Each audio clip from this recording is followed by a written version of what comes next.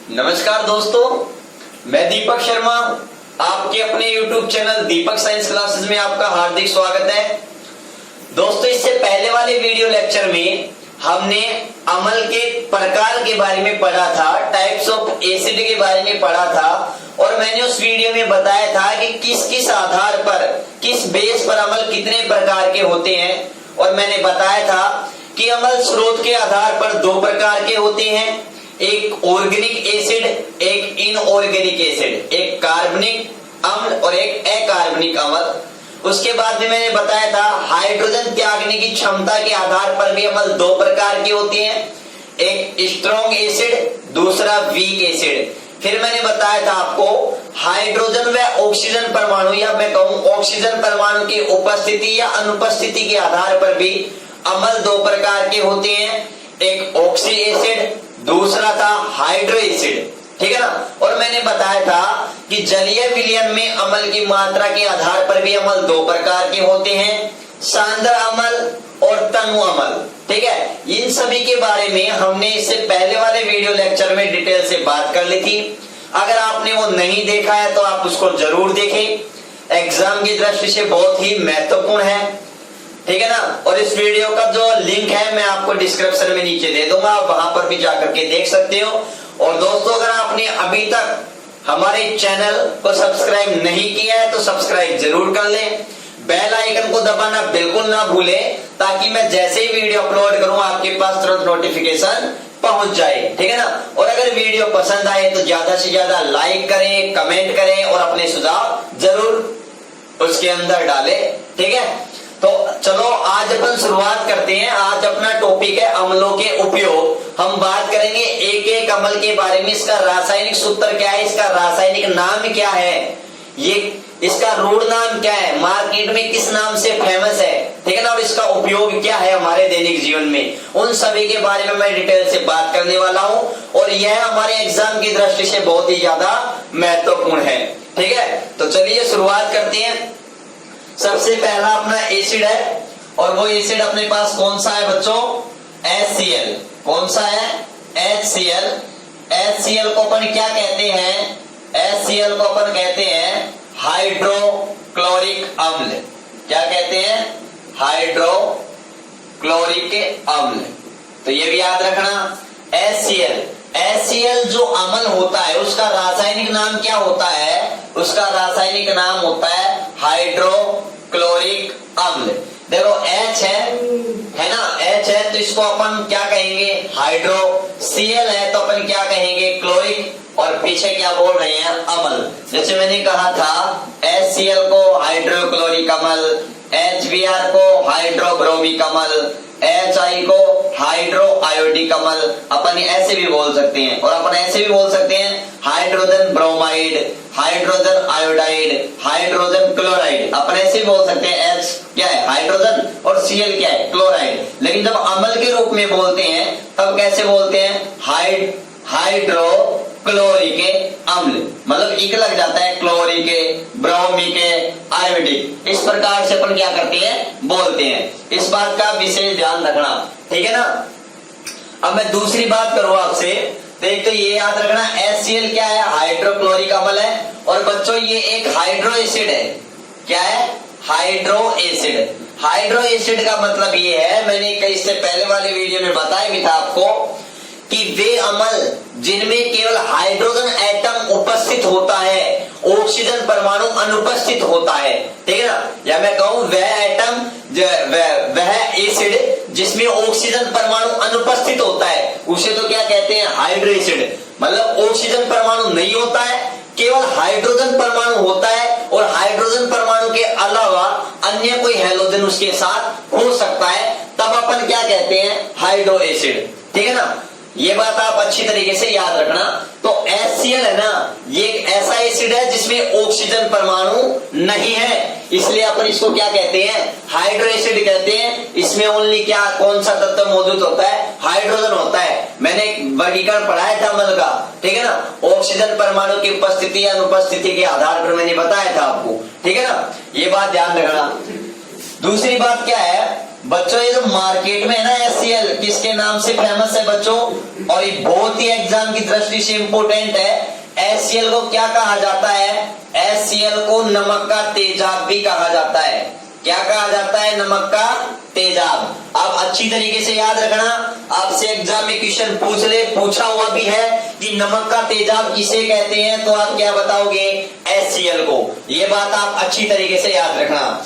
दूसरी अगर मैं बात करूं तो अब बात करता हूं HCl कहां पाया जाता है। बहुत इंपॉर्टेंट क्वेश्चन है, एग्जाम में बहुत बार पूछा भी गया है कि हमारा जो जठर रस होता है, जठर रस में कौन सा अम्ल पाया जाता है? जठर रस में पाया जाता है। ये बात याद रखना, एग्जाम की दृष्टि से बहुत ही महत्वपूर्ण क्वेश्चन है कि जठर रस में कौन सा अम्ल पाया जाता है। तो आप क्या बताओगे बच्चों? क्या बताओगे? कौन सा अम्ल पाया जाता है? HCl अम्ल पाया जाता है। ठीक है ना, ये याद रखना। और दूसरी अगर मैं बात करूं, जठर रस किसके द्वारा स्रावित होता है? आमाशय द्वारा। किसके द्वारा स्रावित होता है? तो मैं यहाँ पर कह सकता हूं जो ये जठर रस है ना, जठर रस ये किसके द्वारा स्रावित होता है? आमाशय द्वारा स्रावित होता है या निकलता है, उत्सर्जित होता है। ठीक है ना, ये बात याद रखना। तो आपसे क्वेश्चन पूछ ले, हमारा आमाशय कौन सा रस स्रावित करता है? जठर रस। और जठर रस में कौन सा अम्ल होता है? HCl होता है। कौन सा अम्ल होता है? HCl होता है। और बच्चों आप ये भी याद रखना, जो जठर रस होता है, इस जठर रस की जो pH होती है वो कितनी होती है बच्चों? 1.2 से 2 के बीच। 1.2 से 2 तक अपने पास में, या तो 1.2 भी हो सकती है, 1.4 भी हो सकती है, क्योंकि pH कभी भी फिक्स नहीं होती है, इसकी रेंज होती है एक तरीके से।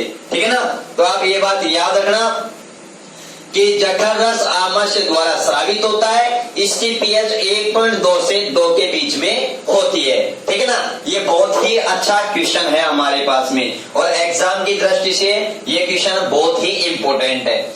उसके बाद में मैं नेक्स्ट बात करूं HCl के बारे में, और कोई इंपॉर्टेंट अगर मैं बात करूं तो दूसरी बात मैं ये कर सकता हूं कि जो HCl होता है, देखो एक बात और बताऊं मैं आपको जठर रस से रिलेटेड ही, कि जब हम खाना खाते हैं तो देखो खाने के बाद में हमारे जो आमाशय होता है इसके अंदर HCl अम्ल भी बनता है। ठीक है ना, लेकिन काफी बार क्या हो जाता है, या तो खाना अधिक खा लेते हैं या कुछ खट्टेपन वाली चीजें ज्यादा खा लेते हैं, तो हमारा जो पेट होता है उसमें एसिडिटी हो जाती है, अम्ल की मात्रा बढ़ जाती है, HCl की मात्रा बढ़ जाती है, जिसके कारण हमें खट्टी डकारें आती हैं। क्या आती है? खट्टी डकारें आती है, या फिर मैं कहूं एसिडिटी हो जाती है। क्या हो जाती है? एसिडिटी हो जाती है। ये बात आप याद रखना, अगर हमारे आमाशय में जठर रस की मात्रा अधिक हो जाए तो जठर रस में कौन सा अम्ल होता है? HCl। इसका मतलब HCl की मात्रा ज्यादा हो जाएगी, और HCl की मात्रा ज्यादा हो जाएगी तो हमारे क्या हो जाएगी? एसिडिटी हो जाएगी। क्या हो जाएगी? एसिडिटी हो जाएगी। ठीक है ना, ये बात याद रखना। ठीक है ना, जठर रस की अधिकता से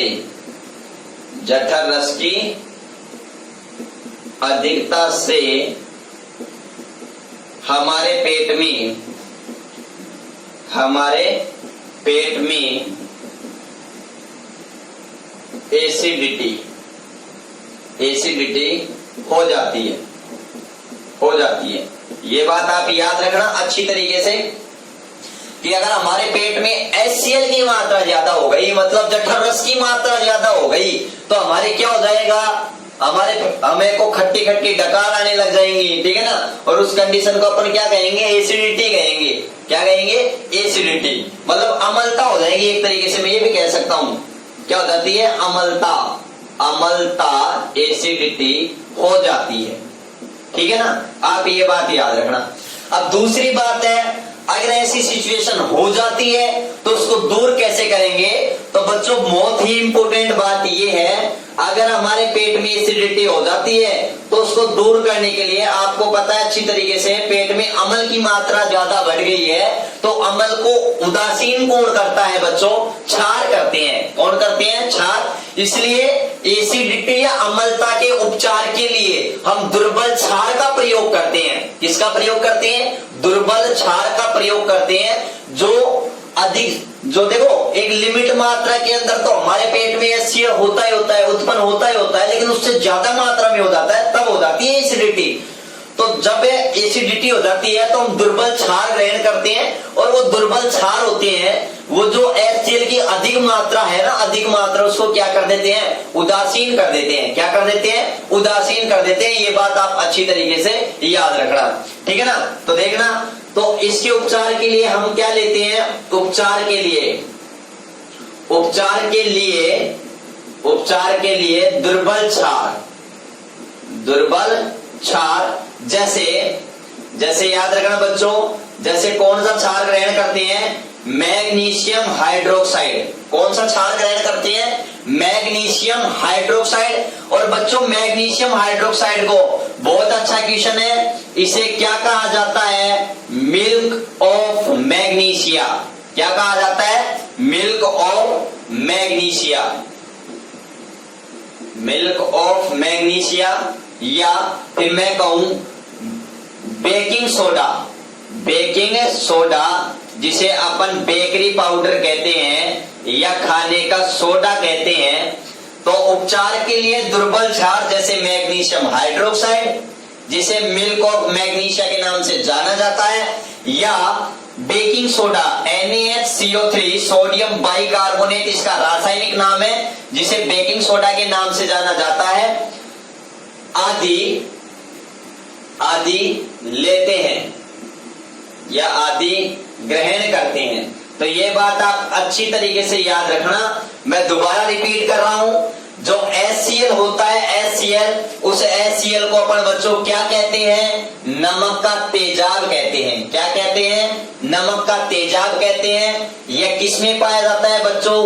तो क्या बताओगे? जठर रस में पाया जाता है। किसमें पाया जाता है? जठर रस में पाया जाता है। जठर रस किसके द्वारा स्रावित होता है? तो आप क्या बताओगे? आमाशय के द्वारा। किसके द्वारा स्रावित होता है? आमाशय के द्वारा स्रावित होता है। और जठर रस की जो pH होती है, वो pH बच्चों कितनी होती है? वो pH होती है 1.2 से 2 के बीच में, ठीक है ना। दूसरी बात ये भी याद रखना, अगर हमारे पेट में जठर रस या HCl की मात्रा एक अधिक हो जाएगी तो हमें क्या हो जाएगी? एसिडिटी हो जाएगी, जिसे हम क्या कहते हैं?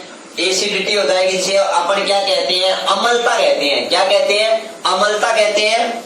और इसके उपचार के लिए दुर्बल क्षार या फिर मैं कहूं दुर्बल क्षार एक तरीके से प्रति अम्ल का मतलब, या फिर मैं कहूं एंटेसिड का मतलब, एंटेसिड दो शब्दों से मिलकर बना है बच्चों, एंट प्लस एसिड का मतलब जो एसिड के एंटी कार्य करती है। एसिड के किसके कार्य करती है? एंटी कार्य करती है, अम्ल के प्रभाव के जस्ट अपोजिट कार्य करती है। और एंटीसिड के रूप में तो याद रखना, एसिडिटी को दूर करने के लिए अपन क्या काम में लेते हैं बच्चों?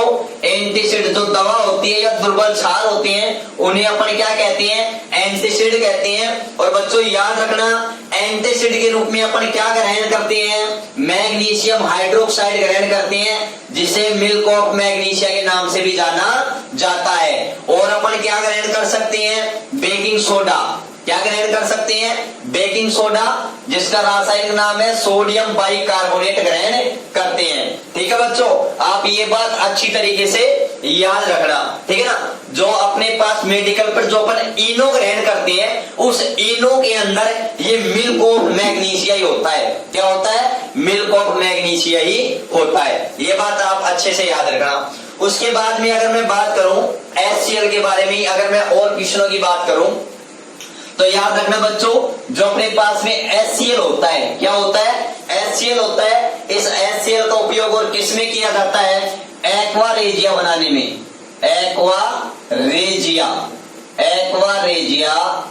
एक्वारेजिया को बच्चों क्या कहते हैं? अम्लराज, क्या कहते हैं? अम्लराज एक्वा रेजिया बनाने में इसका क्या किया जाता है बच्चों? उपयोग किया जाता है। आप कहोगे सर एक्वा रेजिया क्या है? तो मैं आपको बता दूं, जो एक्वा रेजिया होता है वो क्या होता है? HCl प्लस HNO3 का सांद्र HCl सांद्र HNO3 अम्ल का 3:1 का क्या होता है? मिश्रण होता है। 3:1 का मतलब इसका अपन 3 भाग लेंगे तो इसका अपन कितना भाग लेंगे? 1 भाग लेंगे। और ये एक्वा रेजिया होता है वो नारंगी पीले रंग का भभकता हुआ द्रव होता है। कैसा होता है? नारंगी पीले रंग का, नारंगी पीले रंग का द्रव होता है, द्रव होता है। और जो बच्चों जो प्लेटिनम, सोना व चांदी जैसी धातुओं को, जैसी उत्कृष्ट धातुओं को, उत्कृष्ट बोल दूं मैं, या फिर मैं क्या कहूं, नोबेल बोल दूं, या फिर मैं बोल दूं अक्रिय, ये भी जल्दी से क्रिया नहीं करती हैं, इसलिए मैं इनको अक्रिय भी बोल सकता हूं, नोबेल भी बोल सकता हूं, उत्कृष्ट भी बोल सकता हूं। तो याद रखना, जो एक्वा रेजिया होता है वो सोना जिसका प्रतीक Au है, चांदी जिसका प्रतीक Ag है, प्लेटिनम जिसका प्रतीक Pt है, जैसी उत्कृष्ट या नोबेल धातुओं को आसानी से गला देता है। क्या कर देता है? गला देता है। ठीक है ना, ये बात याद रखना। HCl कितनी अकेले HCl और अकेले HNO3 की इतनी क्षमता नहीं है कि ये सोने चांदी जैसी उत्कृष्ट या नोबेल धातुओं को आसानी से गला दे। इसलिए दोनों मिलकर के एक मिश्रण बनाते हैं, एक विलयन बनाते हैं, और उस मिश्रण या विलयन को बच्चों अपन किस नाम से जानते हैं? एक्वा रेजिया या अम्लराज के नाम से जानते हैं। ठीक है ना, यह एक नारंगी पीले रंग का द्रव होता है जो सोना चांदी और प्लेटिनम जैसी धातुओं, जैसी उत्कृष्ट या नोबेल धातुओं को आसानी से क्या कर देता है बच्चों? गला देता है। क्या करता है बच्चों? आसानी से गला देता है। आप ये बात अच्छी तरीके से याद रखना।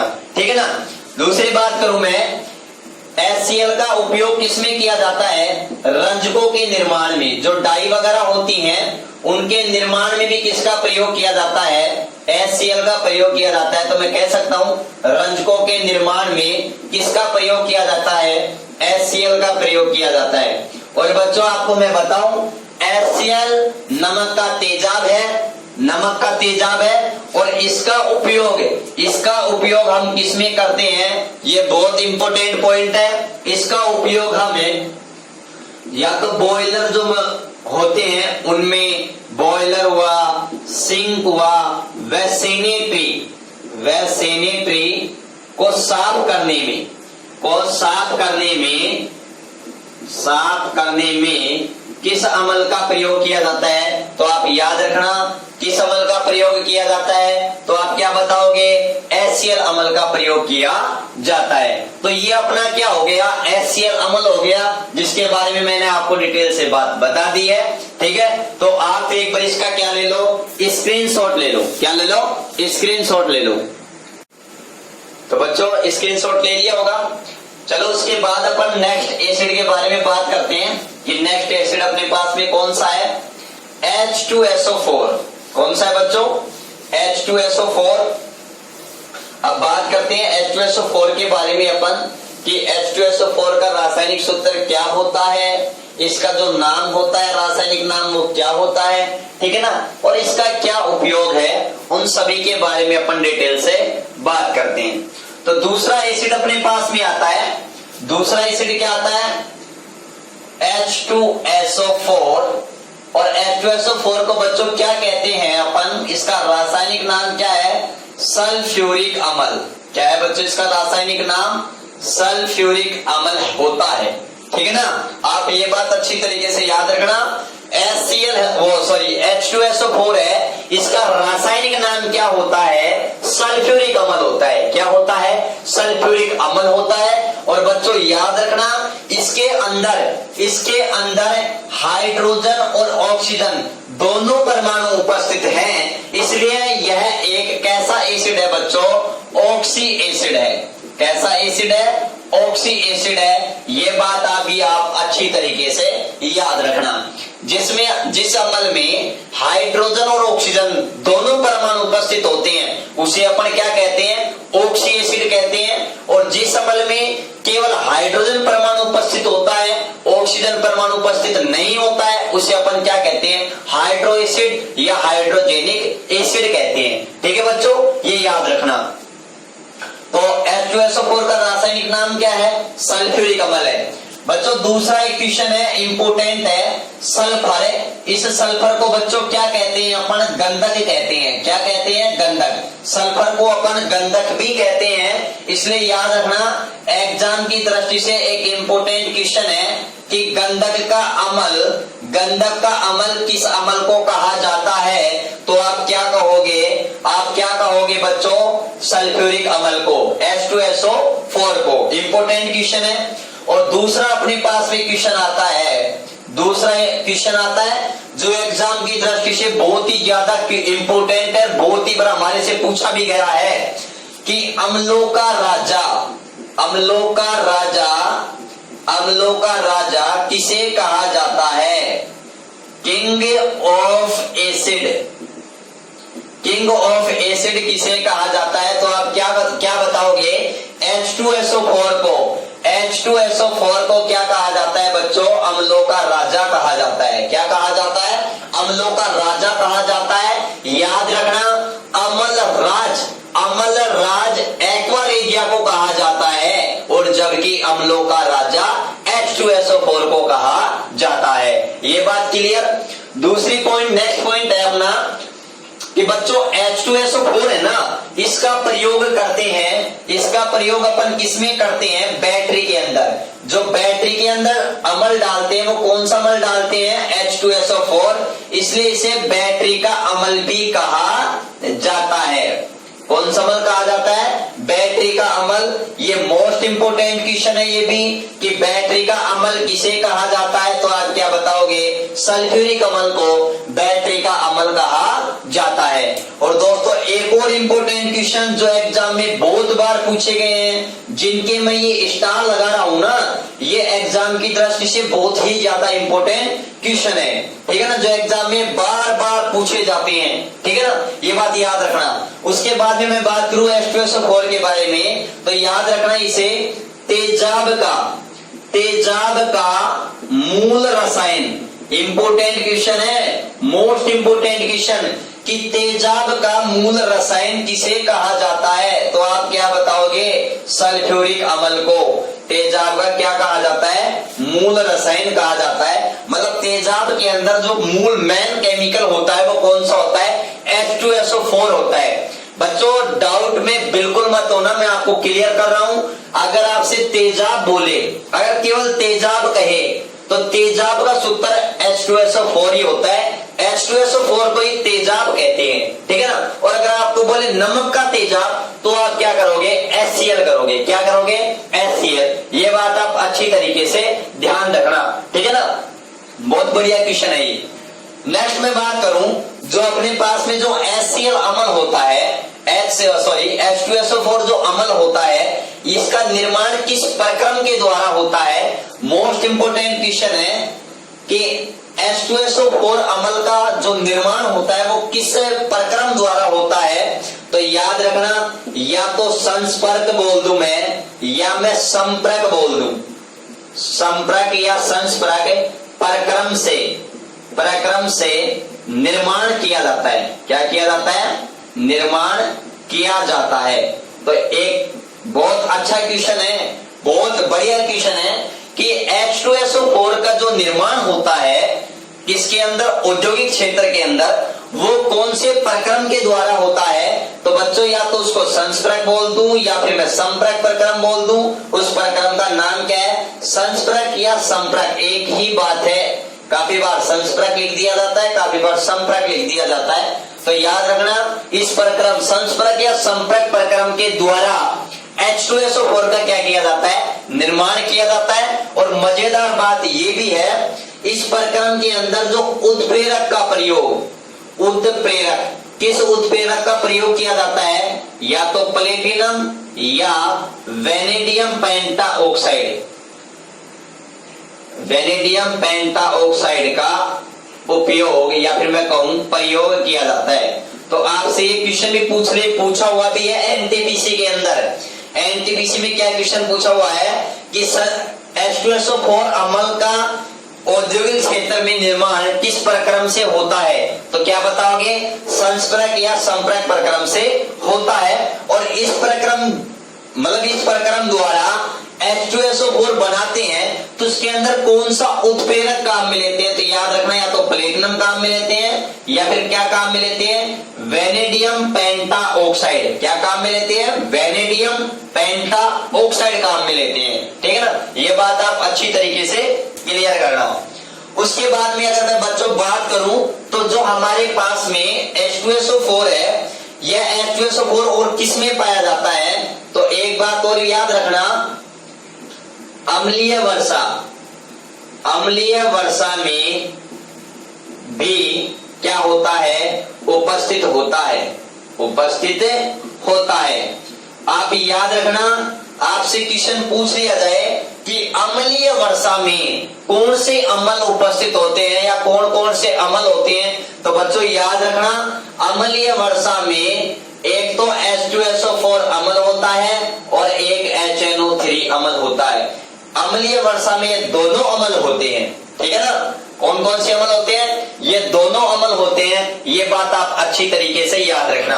अब आप कहोगे कि सर ये अम्लीय वर्षा होती क्या है, ये अम्लीय वर्षा क्या होती है, उसके बारे में मैं बात करूंगा। लेकिन उसकी बात करने से पहले एक और बहुत बढ़िया अपने पास में क्वेश्चन है, और वो क्वेश्चन क्या है, एग्जाम में बहुत बार पूछा भी गया है और ये अपने एनसीईआरटी में स्पष्ट दे भी रखा है कि किसी भी देश की, क्या भी दे रखा है कि किसी भी देश के औद्योगिक प्रगति की दर, किसी भी, मैं कहूं किसी भी देश की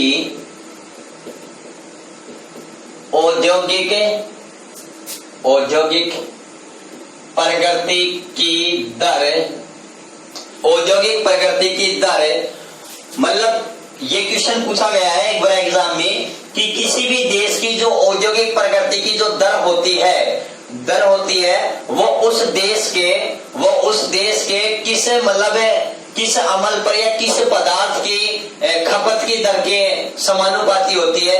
मतलब ये कहा गया है, क्या कहा गया है कि किसी भी देश के अंदर जो औद्योगिक प्रगति की जो दर होती है वो उस देश के जो औद्योगिक धंधे होते हैं या मैं कहूं औद्योगिक कारखाने होते हैं, उन कारखानों में जो H2SO4 होता है उसकी खपत से मापा जाता है। मतलब H2SO4 की अगर मैं ये कहूं किसी देश में H2SO4 की जितनी ज्यादा खपत हो रही है तो इसका मतलब उस देश के अंदर जो औद्योगिक क्षेत्र है, औद्योग धंधे हैं, वो बहुत ज्यादा डेवलप है, बहुत ज्यादा विकसित है, उनकी बहुत ज्यादा प्रगति हो गई है। अब वो कैसे, क्योंकि आपको पता है कि मैं ये कह सकता हूं क्योंकि जितने ज्यादा अगर उद्योग होंगे तो उनसे SO2 गैस निकलती है और वो SO2 गैस वायुमंडल में नमी या जल के संपर्क में आकर के, वायुमंडलीय ऑक्सीजन के संपर्क में आकर के वो किस में बदल लेती है, कौन सा अम्ल बना लेती है, H2SO4 अम्ल बना लेती है। इसलिए यह कहा गया है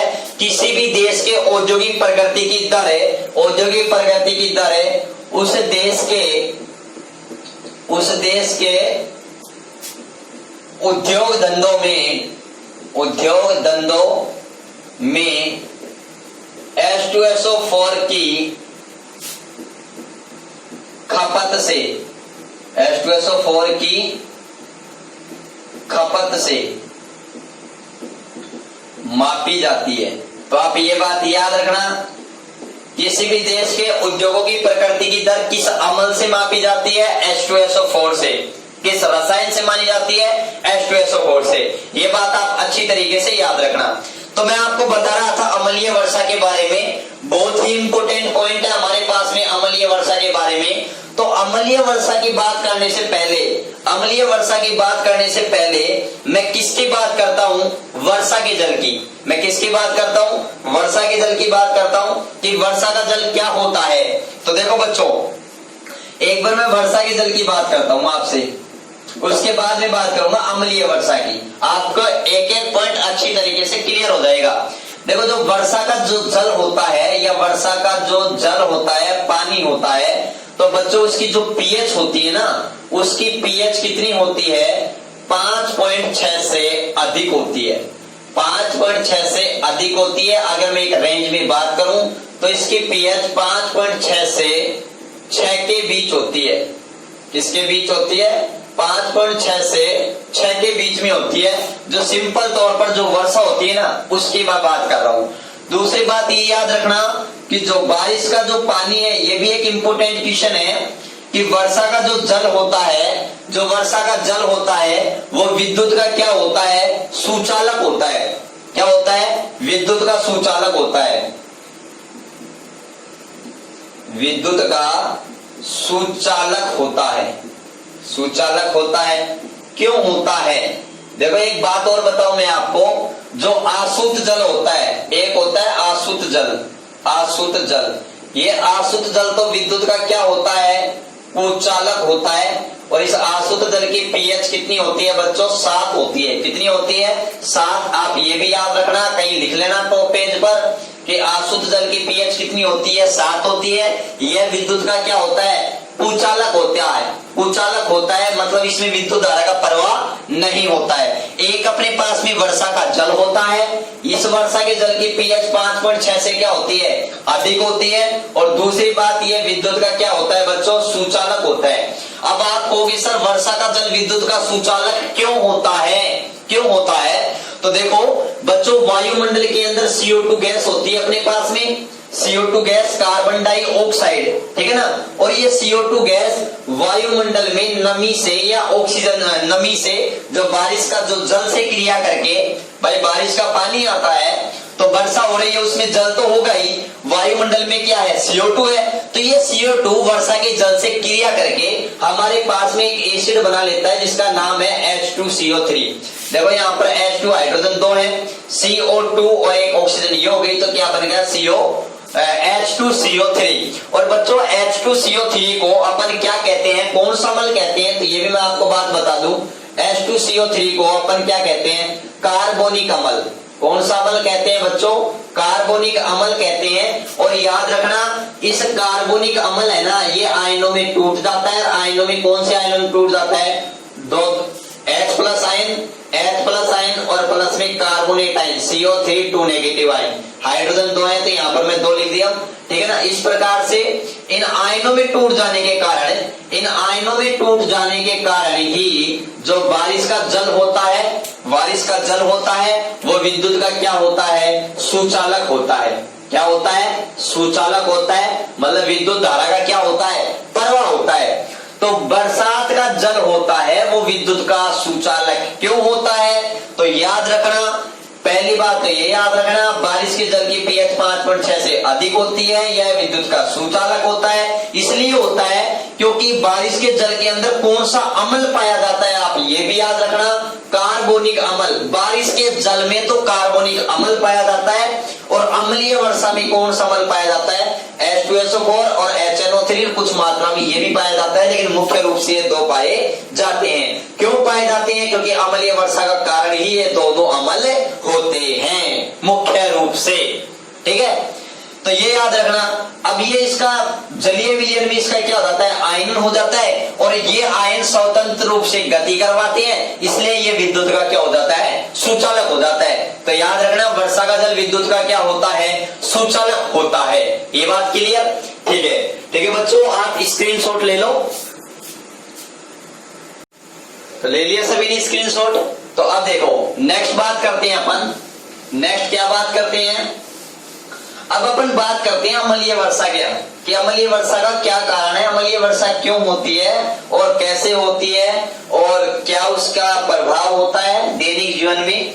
तो देखो अभी मैंने आपसे बताया कि जो वर्षा का जल होता है उसकी पीएच 5.6 से अधिक होती है। वर्षा का जल सुचालक होता है, उसमें कौन सा अम्ल पाया जाता है? कार्बनिक अम्ल पाया जाता है, और यह इसके आयनों में टूट जाता है, इसलिए विद्युत का क्या होता है? सुचालक होता है। अब देखो बच्चों, मैं बात करता हूं स्पेसिफिकली किसकी? अम्लीय वर्षा की। अरे अम्लीय वर्षा की, अम्लीय वर्षा, अम्लीय वर्षा। तो देखो बच्चों, अगर मैं अम्लीय वर्षा की बात करूं तो अम्लीय वर्षा के बारे में सबसे पहला पॉइंट तो ये याद रखना कि इसकी जो पीएच होती है ना, पीएच 5.6 से क्या होती है? कम होती है। पीएच 5.6 से कम होती है। अगर मैं रेंज में बात करूं किस परास की होती है, तो याद रखना इसकी पीएच 5.6 से 2 तक, मतलब कम होती है। 5.6 से 2 के बीच में इसकी क्या होती है? पीएच होती है। ये बात याद रखना। अब बात करूं मैं अम्लीय वर्षा क्यों होती है, क्या कारण है? तो इंपोर्टेंट क्वेश्चन है, एग्जाम की दृष्टि से मोस्ट इंपोर्टेंट क्वेश्चन, एग्जाम में सबसे ज्यादा बार पूछा जाने वाला ये क्वेश्चन है कि अम्लीय वर्षा का कारण क्या है। तो याद रखना, अम्लीय वर्षा का कारण मैं लिख रहा हूं कारण।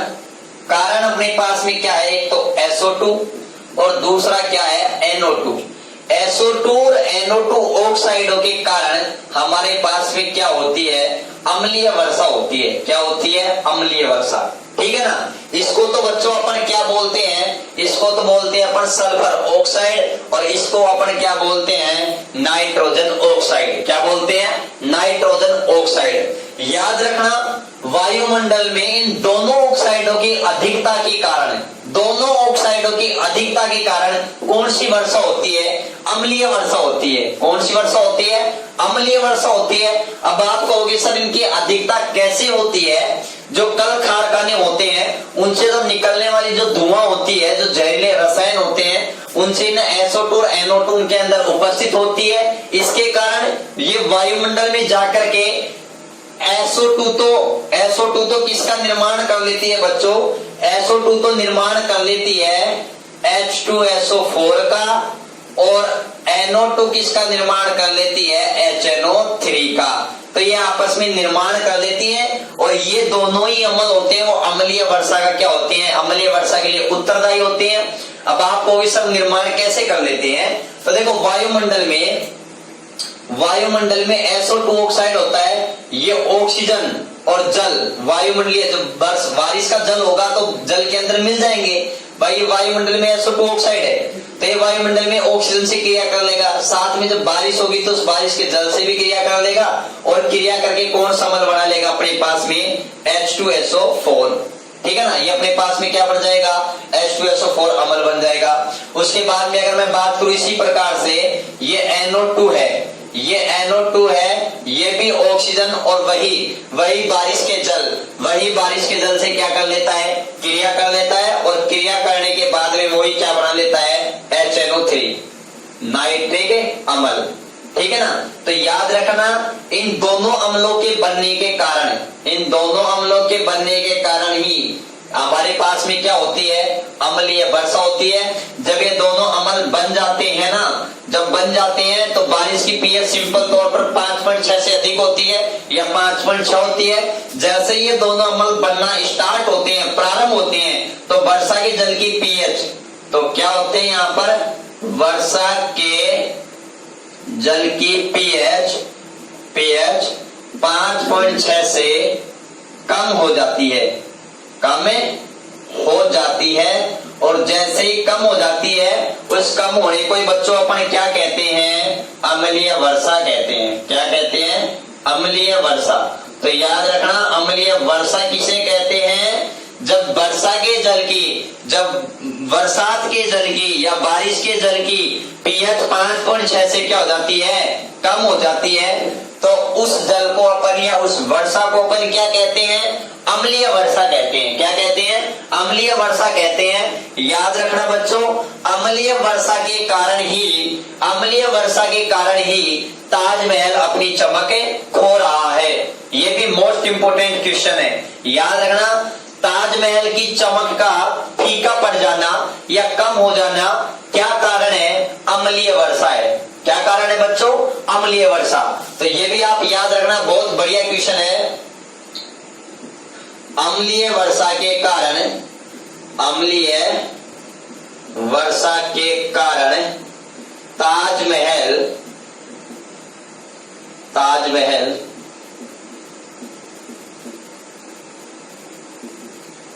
ताजमहल की चमक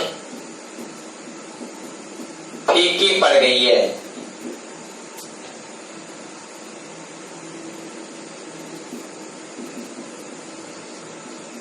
फीकी पड़ गई है या फीकी पड़ रही है, ठीक है ना। आप ये बात याद रखना कि ताजमहल की चमक का फीका पड़ जाना, ताजमहल की चमक का फीका पड़ जाना, ठीक है ना। तो उसका कारण क्या है, मेन कारण क्या है? तो बच्चों आप क्या बताओगे? मेन कारण अपने पास में क्या निकल के आता है? अम्लीय वर्षा। क्या निकल के आता है? अम्लीय वर्षा। नेक्स्ट अगर मैं बात करूंगा, आप कहोगे सर ताजमहल की फीकी चमक क्यों पड़ रही है? अम्लीय वर्षा ऐसा क्या करती है? अम्लीय वर्षा ऐसा क्या करती है जिसके कारण ताजमहल की चमक फीकी पड़ जाती है?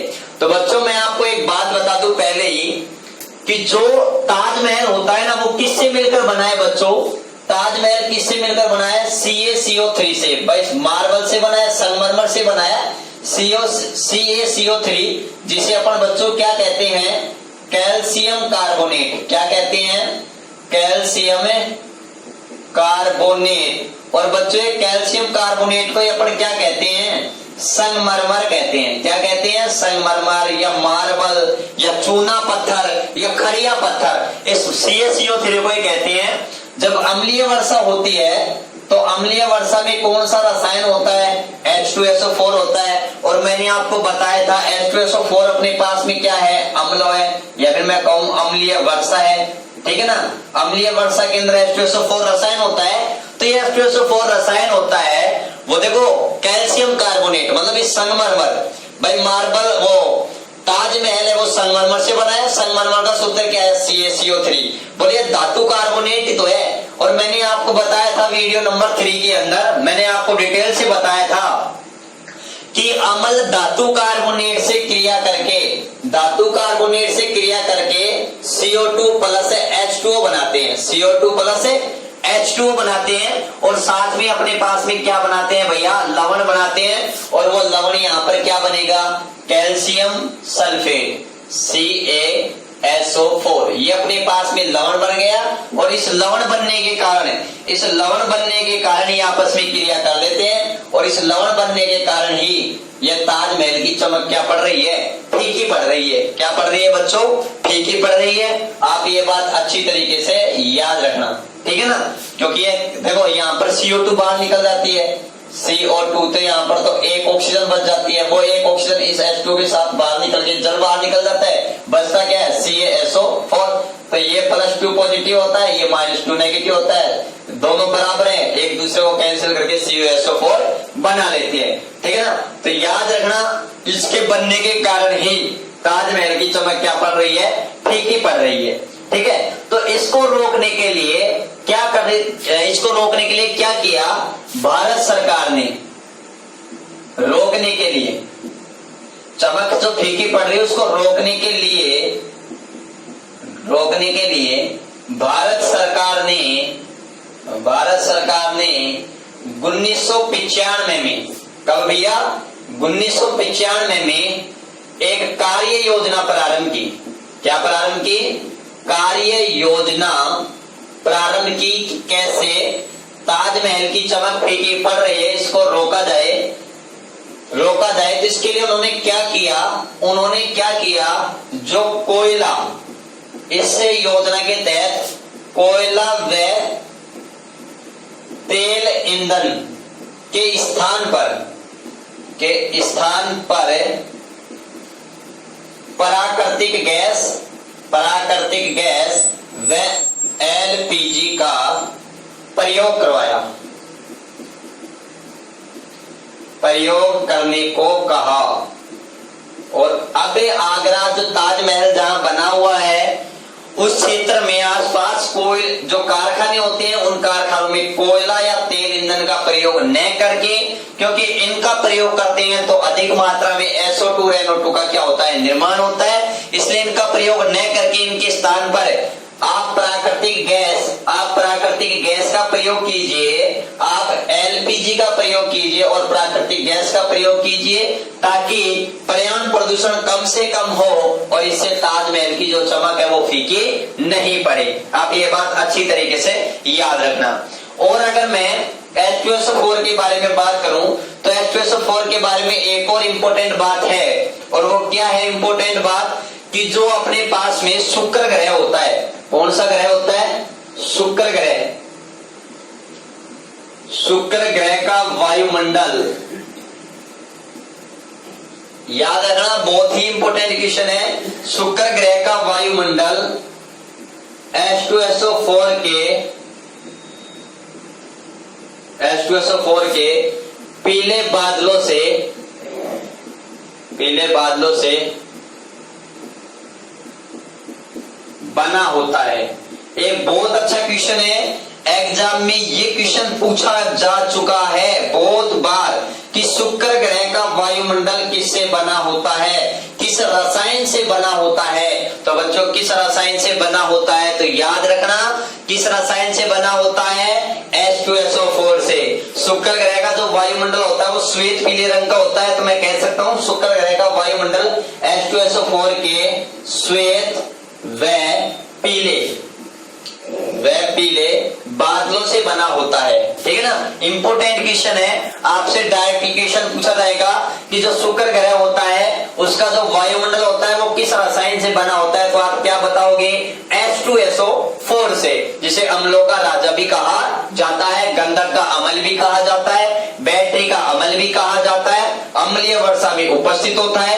और बच्चों एक और याद रखना, H2SO4 तो सल्फ्यूरिक अम्ल है और H2SO3 कौन सा अम्ल है, याद रखना ये भी सल्फ्यूरस अम्ल। लिख लेना साथ में इसके कि H2SO3 को अपन क्या कहते हैं बच्चों, क्या कहते हैं, सल्फ्यूरस अम्ल। ये भी आप याद रखना अच्छी तरीके से, ठीक है ना।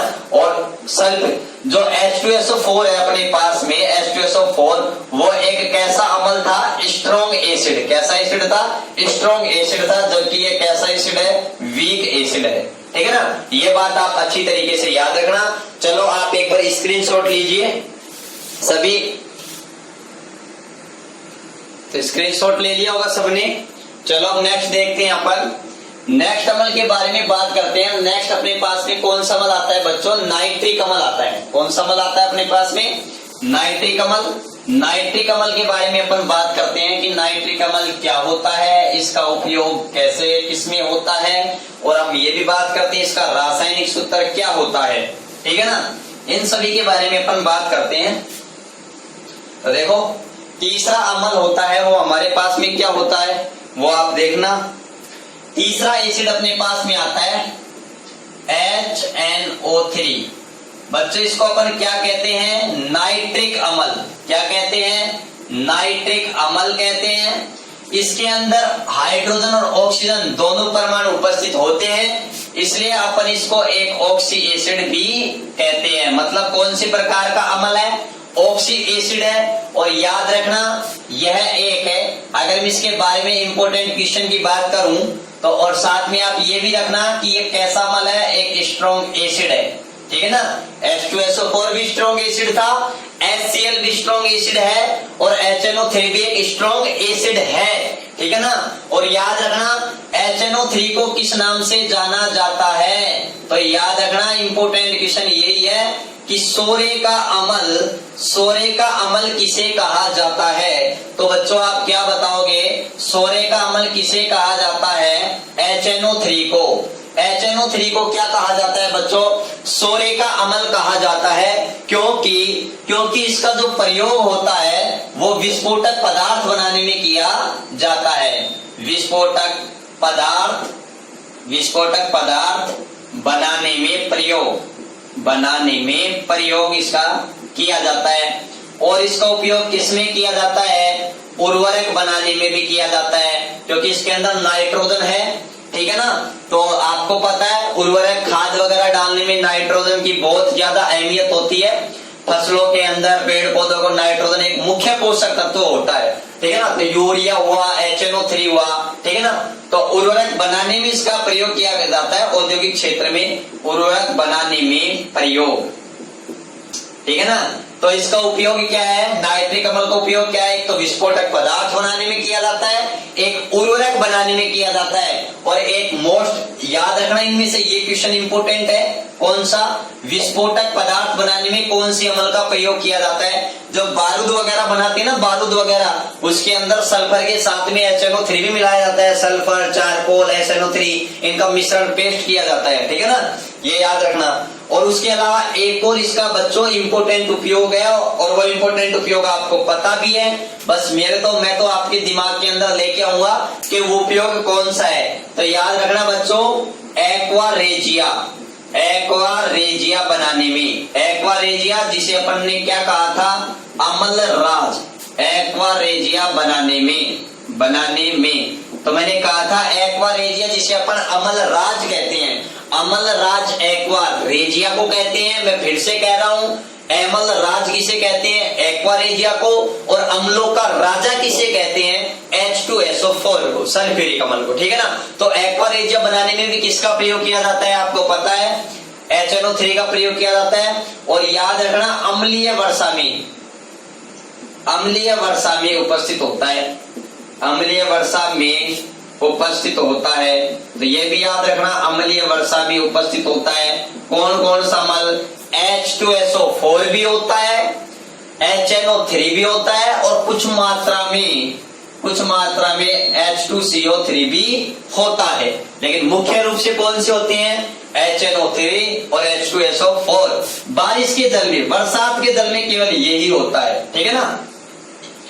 तो ये बात आप अच्छी तरीके से याद रखना। और दूसरा एक और मोस्ट इंपोर्टेंट क्वेश्चन है, जिस प्रकार से बच्चों याद रखना, जिस प्रकार से सल्फ्यूरिक अम्ल का निर्माण संस्पर्क प्रक्रम से किया जाता है, कौन से प्रक्रम से किया जाता है, संस्पर्क प्रक्रम से किया जाता है, उसी प्रकार से HNO3 का प्रयोग, HNO3 का जो बनाया जाता है वो किससे बनाया जाता है, ओस्टवाल्ड प्रक्रम से, ओस्टवाल्ड प्रक्रम से बनाया जाता है। किसे बनाया जाता है, HNO3 को बनाया जाता है। कौन से प्रक्रम से, ओस्टवाल्ड प्रक्रम से बनाया जाता है। और एक बहुत अच्छा क्वेश्चन है इसमें जो उत्प्रेरक जो काम में लेते हैं, वो उत्प्रेरक कौन सा काम में लेते हैं, तो बच्चों ये भी याद रखना, कौन सा उत्प्रेरक काम में लेते हैं, केवल प्लेटिनम। कौन सा उत्प्रेरक काम में लेते हैं, प्लेटिनम, ये बात आप याद रखना। तो इसका उपयोग एक्वारेजिया में बनाने में किया जाता है, उर्वरक बनाने में किया जाता है, विस्फोटक पदार्थ बनाने में किया जाता है। और यह किसके अंदर उपस्थित होता है, आप ये भी याद रखना, अम्लीय वर्षा के अंदर उपस्थित होता है, ठीक है। ये बात क्लियर हो गई होगी। दूसरा एक और मैं आपको बात बताऊं, HNO3 को नाइट्रिक अम्ल कहते हैं, उसी प्रकार से बच्चों याद रखना HNO2 को अपन क्या कहते हैं, नाइट्रस अम्ल। क्या कहते हैं, नाइट्रस अम्ल कहते हैं। जैसे मैंने ये बताया H2SO4 को सल्फ्यूरिक अम्ल, और H2SO3 को क्या कहते हैं, सल्फ्यूरस अम्ल, सल्फ्यूरस।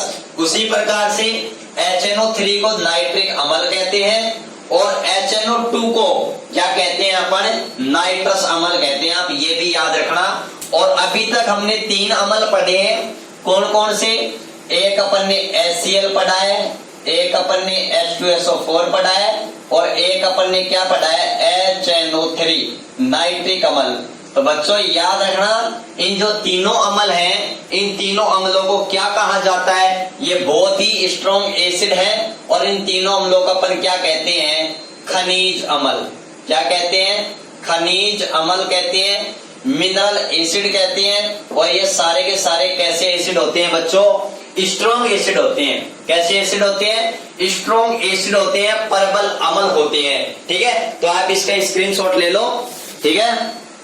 तो इसके बाद बात करते हैं बच्चों, अपन किसकी बात करते हैं, फॉर्मिक अम्ल की। किसकी बात करते हैं, फॉर्मिक अम्ल की। देखना नेक्स्ट 4 नंबर, 4 नंबर अपने पास में कौन सा अम्ल है? HCOOH। HCOOH। इसको बच्चों पर क्या कहते हैं? फॉर्मिक अम्ल। क्या कहते हैं? फॉर्मिक अम्ल। फॉर्मिक अम्ल कहते हैं। इसका जो IUPAC नाम होता है या रासायनिक नाम होता है, IUPAC या फिर मैं कहूं रासायनिक नाम, रासायनिक नाम वो क्या होता है? देखो याद रखना, जो COOH जितना होता है ना, इसको बोलते हैं ओइक। क्या बोलते हैं? ओइक। कितने कार्बन है? एक कार्बन है, एक को अपन क्या बोलते हैं? मेथ। तो मेथ प्लस ओइक, तो नाम क्या हो गया इसका? मेथेनोइक। क्या हो गया? मेथेनोइक अम्ल। याद रखना कौन सा अम्ल है? मेथेनोइक अम्ल। इंपोर्टेंट क्वेश्चन है कि मेथेनोइक अम्ल का सूत्र क्या होता है? HCOOH। और इनमें सबसे ज्यादा इंपोर्टेंट तो यही है, डायरेक्टली क्वेश्चन पूछा जाता है फॉर्मिक अम्ल। फॉर्मिक अम्ल का सूत्र क्या होता है? तो क्या बताओगे? HCOOH। याद रखना फॉर्मिक अम्ल इसका रूढ़ नाम है, जनरल तौर पर क्या बोला जाता है? फॉर्मिक अम्ल बोला जाता है। क्योंकि ग्रीक भाषा के अंदर या फिर लेटिन भाषा के अंदर ये फॉर्मिक अम्ल है ना, ये फॉर्मिक अम्ल किसमें पाया जाता है? लाल चींटी में। किसमें पाया जाता है? लाल चींटी में। तो मैं कह सकता हूं आपको, क्या कह सकता हूं? यह चींटी के डंक में, चींटी के डंक में नेतल जिसे अपन क्या कहते हैं?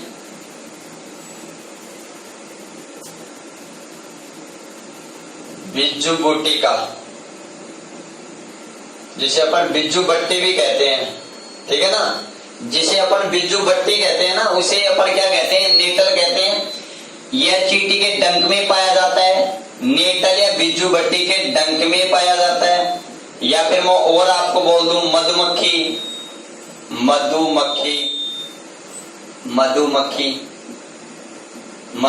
हुआ, ततैया हुआ,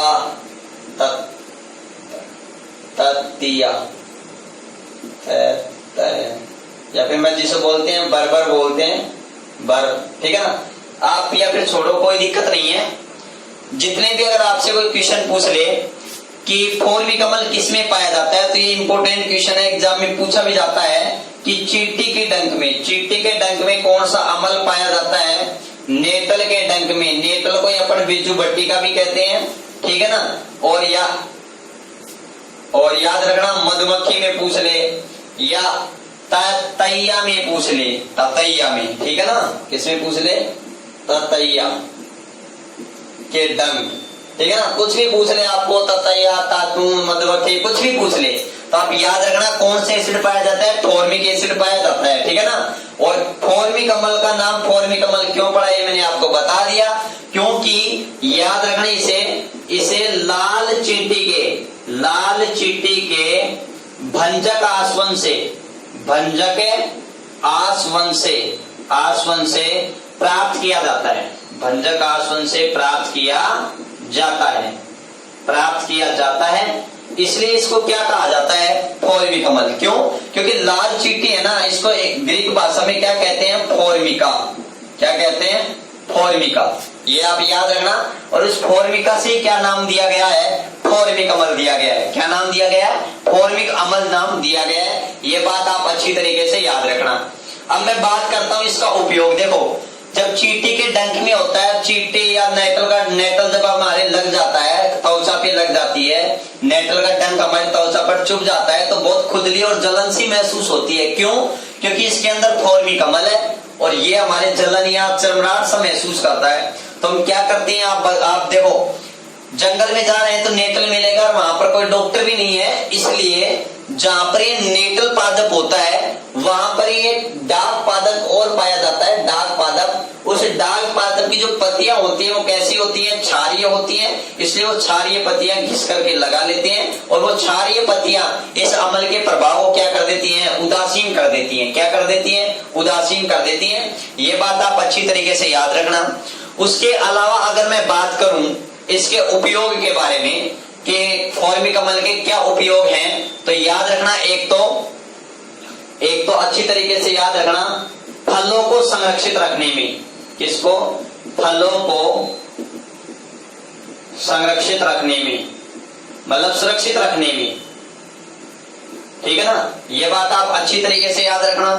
और आप क्या याद रखोगे, और आप ये याद रखोगे रबर उद्योग में, किसमें, रबर उद्योग में, रबर उद्योग में भी किसका प्रयोग किया जाता है बच्चों, तो याद रखना फॉर्मिक अम्ल का प्रयोग किया जाता है रबर उद्योग में, रबर के स्कंदर के लिए किया जाता है। और जो हमारे पास में जो प्राकृतिक रबर होता है वो एक हेब्रिया बेंसिलियंसिस नामक जो पादप होता है, उसके अंदर चीरा लगा करके एक सफेद या दूध या द्रव आता है जिसे क्षीर या लैक्टस कहते हैं। और उस क्षीर या लैक्टस में लगभग 10 से 20% प्राकृतिक रबर होता है। बाद में उसका इस फॉर्मिक अम्ल के द्वारा क्या करवाया जाता है, स्कंदन करवाया जाता है। क्या करवाया जाता है, स्कंदन करवाया जाता है। ये बात आप याद रखना, ठीक है ना, जो मैंने लिखवा दिया है। और इसके क्या उपयोग है आप वो भी देखना, इसके क्या उपयोग है, तो देखो इसके क्या क्या उपयोग हैं। और इसका प्रयोग किसमें किया जाता है, चमड़े उद्योग में। किसमें किया जाता है, चमड़े उद्योग में, चमड़े का टैनिंग कराने के लिए किया जाता है, ठीक है ना। और इसका उपयोग अपने पास में क्या आता है, याद रखना, फलों को संरक्षित करने में, रबड़ निर्माण में किया जाता है, रबड़ उद्योग में किया जाता है, चमड़े उद्योग में भी किया जाता है, चमड़े के निर्माण में। और एक इंपोर्टेंट क्वेश्चन आता है हमारे पास में, गठिया, गठिया के इलाज में, गठिया जो रोग होता है इसके इलाज में भी किया जाता है। इंपोर्टेंट क्वेश्चन है, याद रखना, गठिया के इलाज में किया जाता है जीवाणुनाशी औषधि के रूप में, जीवाणुनाशी औषधियां बनाने में, औषधियों के रूप में, ठीक है ना। ये बात आप अच्छी तरीके से याद रखना, ठीक है ना। बहुत सारी जीवाणुनाशी औषधियां होती है, उनको बनाने में, जीवाणुनाशी औषधियों को बनाने में इसका प्रयोग किया जाता है। और स्पेसिकली गठिया जो रोग होता है उस रोग के उपचार में किसका प्रयोग किया जाता है, तो आप ये बात अच्छी तरीके से याद रखना, किसका प्रयोग किया जाता है, तो क्या याद रखोगे, फॉर्मिक अम्ल का प्रयोग किया जाता है, ठीक है ना। ये बात आप विशेष याद रखना, ठीक है। आप इसका स्क्रीनशॉट ले लो। इसके बाद में अपन बात करते हैं, और बात किसकी करते हैं अपन, वो बात करते हैं एसिटिक अम्ल की। किसकी बात करते हैं, एसिटिक अम्ल की, कि एसिटिक अम्ल क्या होता है, रासायनिक फॉर्मूला क्या होता है, और रूढ़ नाम क्या होता है, और दैनिक जीवन में हमारे क्या उपयोग है एसिटिक अम्ल के, ठीक है। बहुत बढ़िया क्वेश्चन है, यहाँ से बहुत अच्छे अच्छे क्वेश्चन आते हैं, तो ये अच्छी तरीके से तैयार रखना। इंपोर्टेंट क्वेश्चन है, लाल चींटी के भंजक आसन से प्राप्त किया जाता है, इसको फलों को संरक्षित करने में इसका उपयोग किया जाता है, रबड़ उद्योग में इसका प्रयोग किया जाता है। तो ये सारी बातें आप अच्छी तरीके से याद रखना, ठीक है। तो नेक्स्ट 5वें नंबर का मैं अम्ल की बात कर रहा हूँ। 5वें नंबर पर अपने पास आता है, कौन सा एसिड आता है अपने पास में, एसिटिक अम्ल। सॉरी, अपने पास सूत्र क्या है, CH3COOH। बच्चों मैंने अभी अभी कहा COOH को अपन क्या कहते हैं, ओइक, क्या कहते हैं, ओइक अम्ल, ओइक अम्ल। और यहाँ पर कार्बन कितने हैं, 1 और 1 2 कार्बन को अपन क्या कहते हैं, एथ। तो इसका जो रासायनिक नाम होता है वो रासायनिक नाम हमारे पास भी क्या होता है, रासायनिक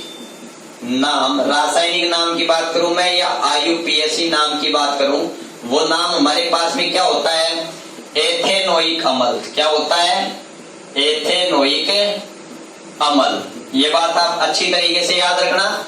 इसका रूढ़ नाम कौन सा है, एसिटिक अम्ल। क्या नाम है इसका रूढ़ नाम, एसिटिक अम्ल। याद रखना, एग्जाम में सीधा क्वेश्चन पूछा जाता है एसिटिक अम्ल का सूत्र क्या है, तो आप क्या बताओगे, एसिटिक अम्ल का सूत्र क्या है, CH3COOH। रासायनिक नाम क्या है, एथेनोइक अम्ल। क्या है, एथेनोइक अम्ल।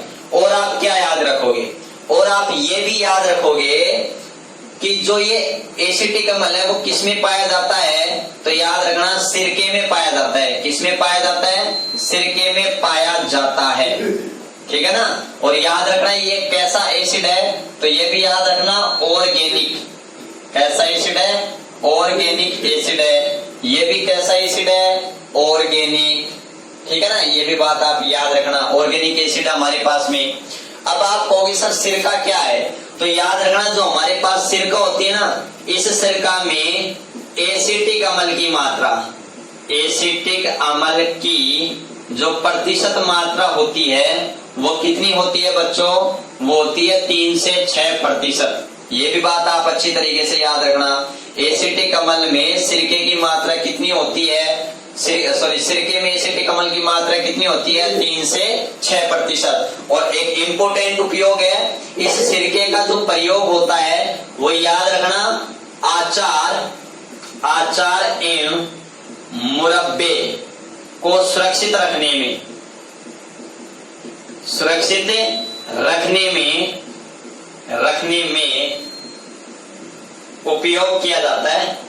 उपयोग किया जाता है। ये बात आप अच्छी तरीके से याद रखना। मैंने आपको कहा भी था एसिटिक अम्ल जिसे अपन सिरका में पाया जाता है, इस सिरके का प्रयोग आचार और मुरब्बे को लंबे समय तक सुरक्षित रखने के लिए किया जाता है। याद रखना ये बात। और लास्ट एंड फाइनल इसका उपयोग है, जब बहुत ही ये इंपॉर्टेंट उपयोग है, याद रखना, ठीक है ना। किस में पाया जाता है ये भी इंपॉर्टेंट है, सिरके में पाया जाता है। और याद रखना टमाटर की चटनी बनाने में, टमाटर की चटनी